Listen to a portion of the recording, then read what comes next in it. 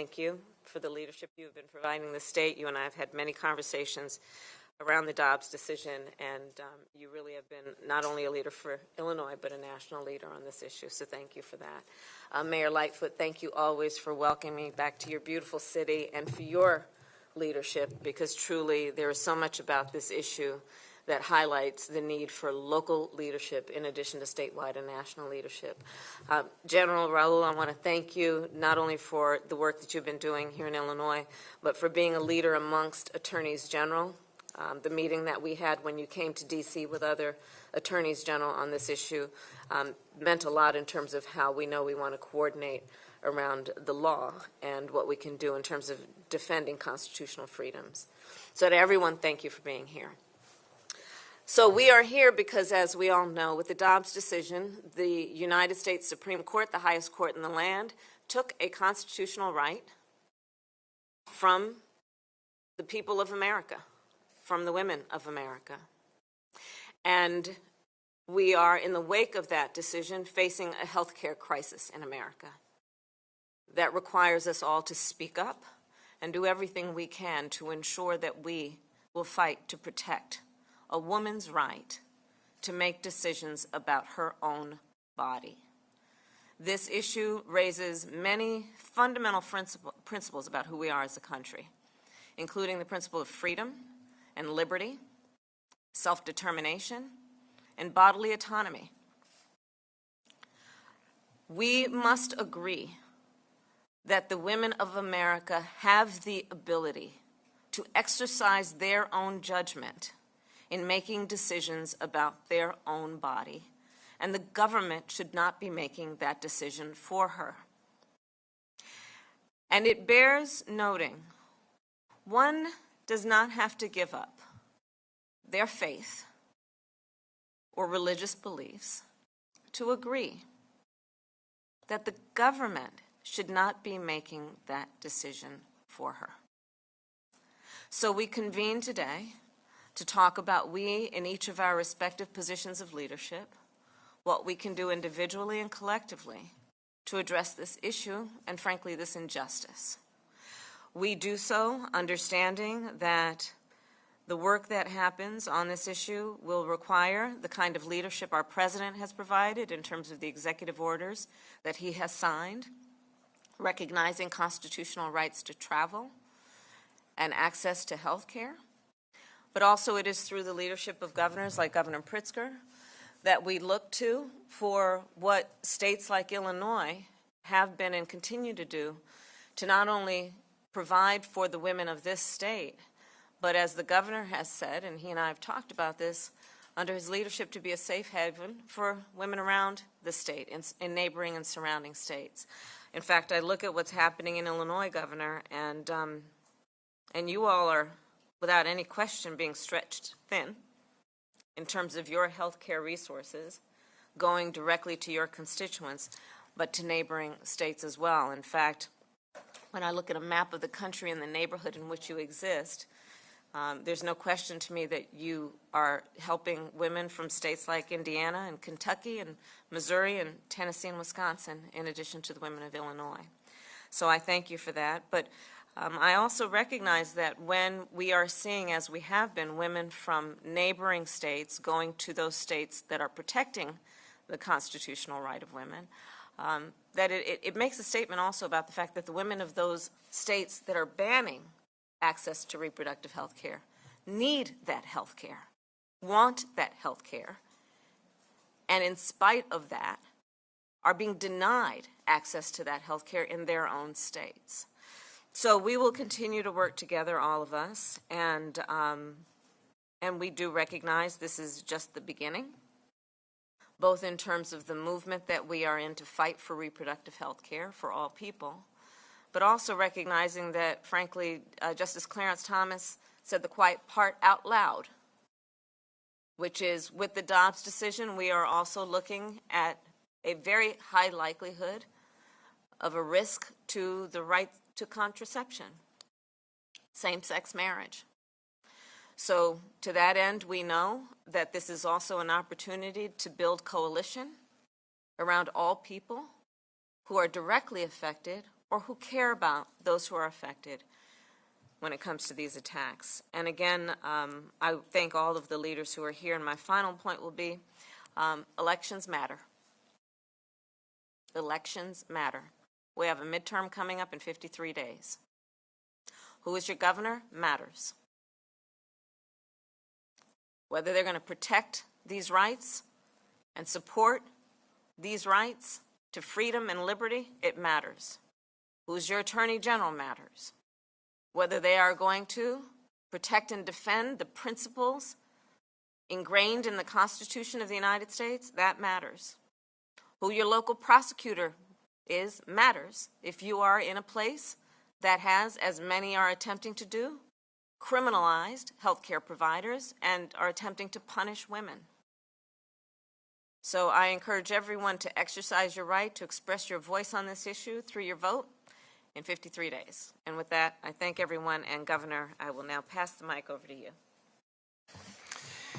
Thank you very much, Madam Vice President, and welcome to everyone.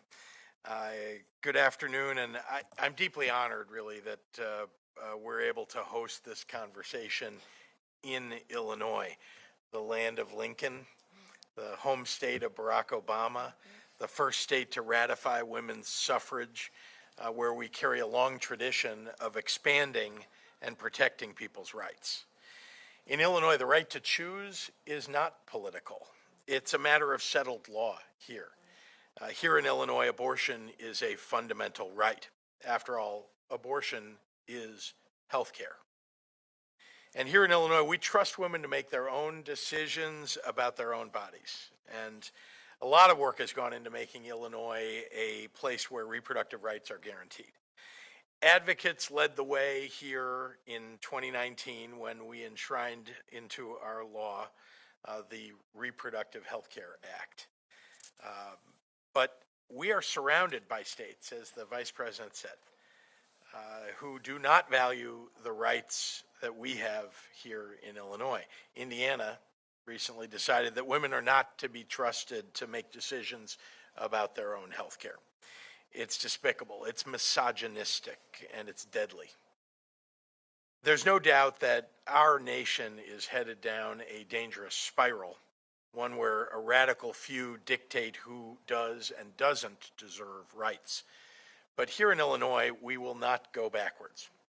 Today, I'm honored to be surrounded by warriors, by providers, by educators, doctors, and leaders who are fighting for abortion access on a local, state, and national level. I look forward to hearing all of the ideas in the room today, and whether it's making sure that Illinois is educating the next generation of doctors to perform abortions or expanding clinics throughout the University of Illinois system to improve access throughout our state, especially as we serve those from other states. So now it's my great honor to turn the podium mic over to a great champion for choice, the leader of our great city, Mayor Lori Lightfoot.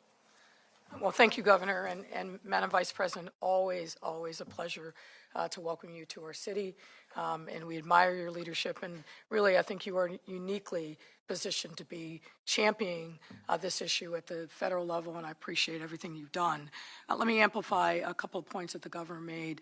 In this room, across this table, these are champions. These are people that these leaders have been on the front lines, in many instances for decades, fighting for reproductive choice for women and for others who are seeking simply health care. And we work hand in glove with them. My role as mayor is to make sure that we listen, and importantly, to make sure that they have the resources they need to be able to continue this vital work that really is more important than ever.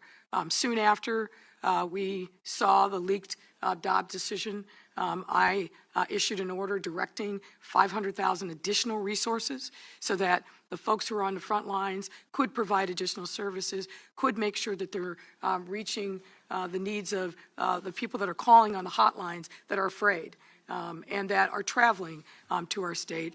I'm proud to say, and I've shared with some of folks in the room, that I will be introducing a budget to our city council here in the next few weeks, where we will substantially expand our financial commitment to make sure that every single one of these providers has the resources that they need. I do not want a woman or anybody else who's seeking reproductive care in the city of Chicago not to be able to come here, not to be able to recover, not to be able to travel because the resources aren't there. So that commitment is absolute, and we will be putting our money, more money, where our mouth is.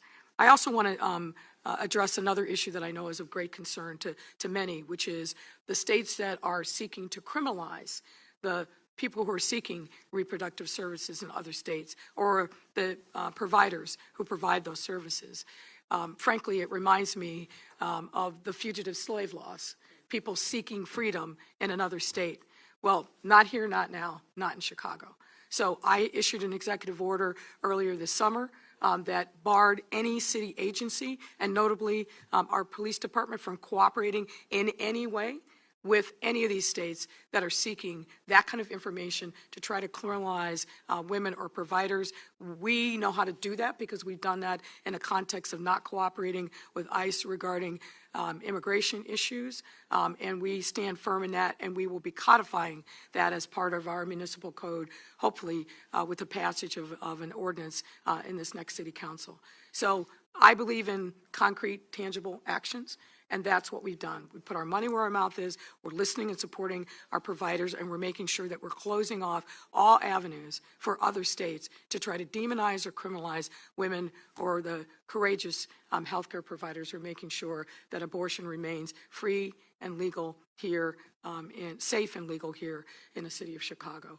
I'm now happy to turn it to Director Melanie Fontes Rainier. And I can't wait for you to hear from these leaders that are gathered around the table. Thank you.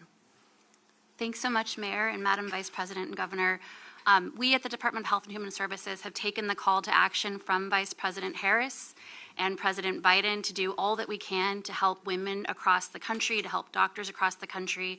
Just a few of the things we've done: we put out guidance to 60,000 chain pharmacies across the country to help make sure patients understand their rights under federal civil rights law when accessing drugs at pharmacies. We also strengthened a non-discrimination rule to make very clear that pregnancy-related care is part of a civil rights infrastructure at the federal government. And last, we've taken important steps to ensure that patients and providers understand the right to emergency medical treatment and life-saving care. And so we're really privileged to be a part of this conversation. You can all help us by sending people to reproductiverights.gov, where they can get information on their rights, file complaints, and we really look forward to the conversation today with the advocates, providers, and leaders. At this point, I'm going to turn it over to Megan Jaifo of the Chicago Abortion Fund. And after that, we'll hear from Congressman Davis, please. Thank you. Hi, everyone. Thank you for being here. Thank you for this opportunity and for convening this group of abortion care providers, students, advocates for reproductive freedom, and abortion funders. My name is Megan Jaifo. I use she, her pronouns. I'm a mama who's had abortions, and I have the privilege of being the executive director of the Chicago Abortion Fund.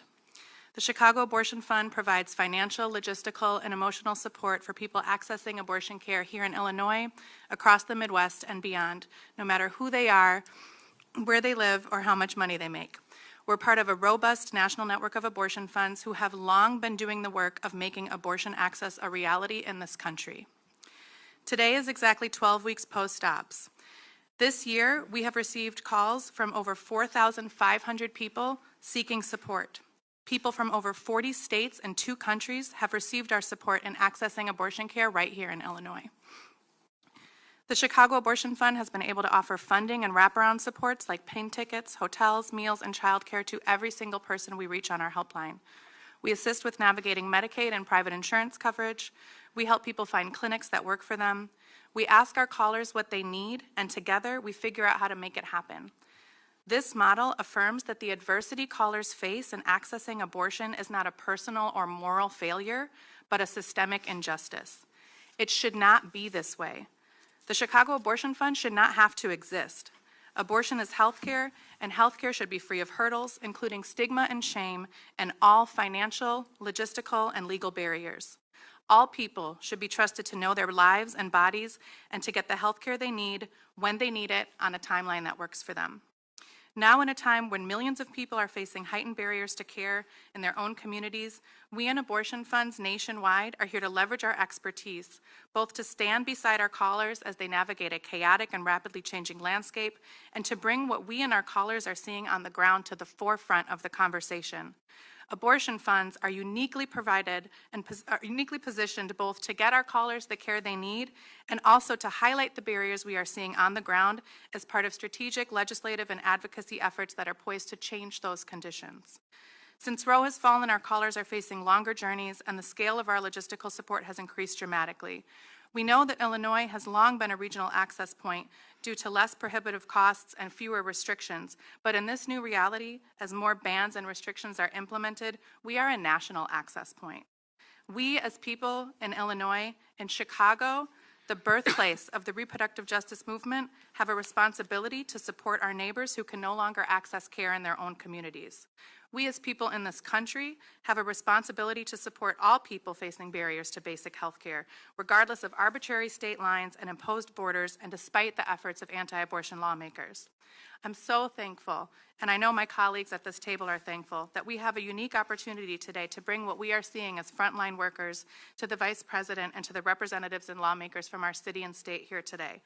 We're here to talk. We're here to illustrate the reality of this moment and its impacts on low-income people, parents, families, people of color, women, trans and gender nonconforming people, people living in rural communities, and immigrants. Everyone loves someone who's had an abortion. Thank you. I'd like to introduce Representative Danny Davis. Thank you very much, and thank you, Madam Vice President. And I also want to thank you and President Biden for the tremendous leadership that you've both displayed relative to this issue. I'm obviously pleased anytime I'm with our great governor and the outstanding mayor of the city of Chicago and this fine array of warriors who all of us believe that health is an inherent right. And it's a right that no one, no government, no entity should ever be able to deny or take away from the individual who makes the decision along with she and her doctor, with her family, in terms of what their health will be. We've been protected, and I can assure you, and it's good that we're at this great academic institution, one of the best in the nation, the University of Illinois, at Chicago, that those of us in Illinois will continue to do everything in our power to make sure that every citizen of our nation has the right to privacy, has the right to make health decisions, and the right to make sure that our country is open and free. So thank you so much for being here, and I'm delighted to be with you. Thank you, Congressman. Next, I think we have Allison speaking next. Yes, thank you for being here, and it is an honor to be here with you today, Madam Vice President. I am the Medical Director of Family Planning Associates, a health center on the west side of Chicago and one of the largest abortion care facilities in the country. On the day of the Dobbs decision, our phone lines blew up, and they haven't stopped ringing since. The number of second trimester abortions we perform has increased by 95%. Conditions for pregnant people have grown dangerous and uncertain. I could tell you a lot of stories, but I want to focus on just one. I met a college student who came to our clinic for an abortion. She was from Alabama. She had large brown eyes, and a very frightened looking face. She was 8 weeks pregnant, and she had mistakenly gone to a fake clinic or a crisis pregnancy center where she heard lies and misinformation about abortion.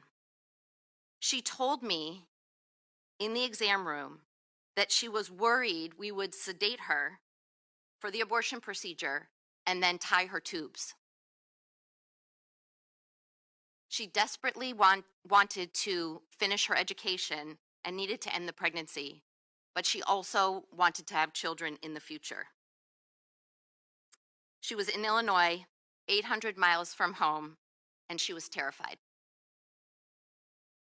The abortion bans throughout the South and Midwest have transformed a simple 5-minute procedure in a doctor's office that is 14 times safer than delivering a baby.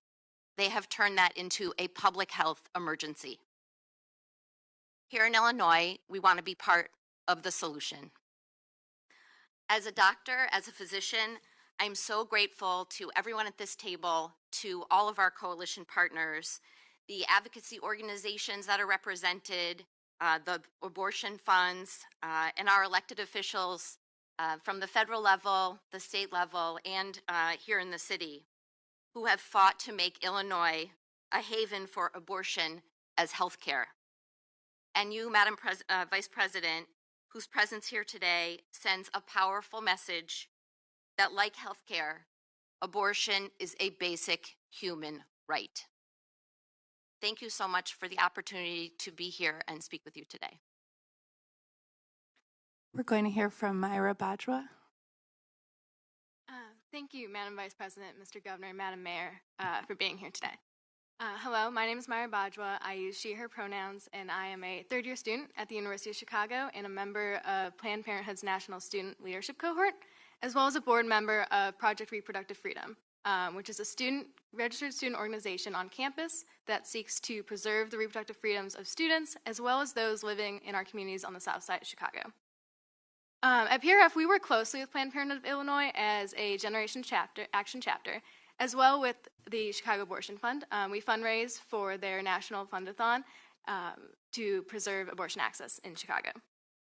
PRF adheres to the Sister Song definition of reproductive justice: the right to have a child, the right to not have a child, and the right to raise that child in a safe and sustainable community. That being said, we recognize that as students in Illinois, we have dual responsibilities.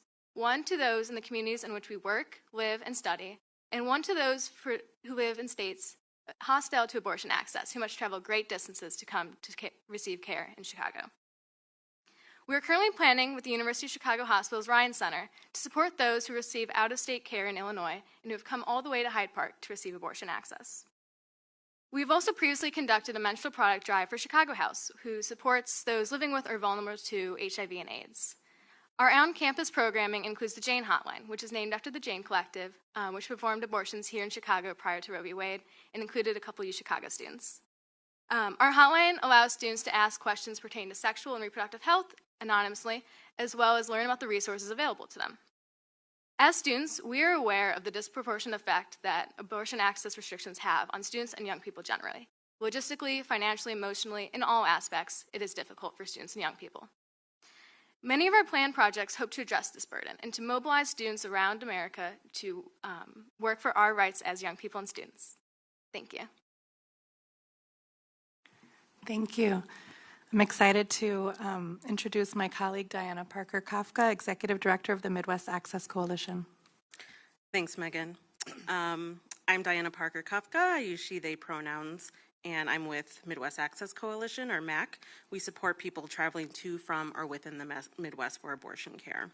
What's been on my mind post-Roe is how crucial it is to protect not only those of us doing work in destination states, but our neighbors in banned states who want to support their communities in crossing borders to access legal health care.